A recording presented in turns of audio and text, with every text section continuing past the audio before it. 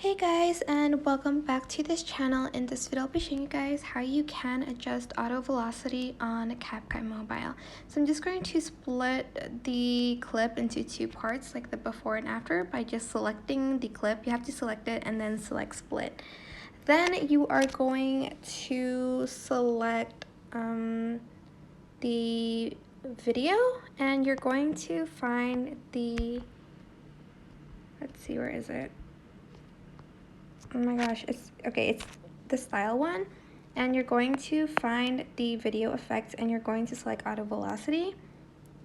And once it's done generating, you're just going to click on the clip again, and you are going to just adjust the interval between two beats. So here you can just select it. If you want the interval to be 1 second, you can do that, and it's going to generate it again. And this is what it should look like.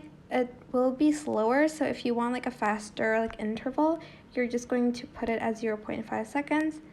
And this is what the velocity should look like. It will be better if you have more movement though, but yeah, that is basically it. I hope this tutorial was helpful for you guys. Don't forget to like, comment, share, and also subscribe to this channel if you haven't done that already.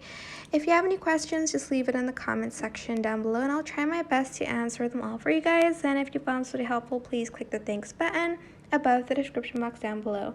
Thank you so much for watching. Bye!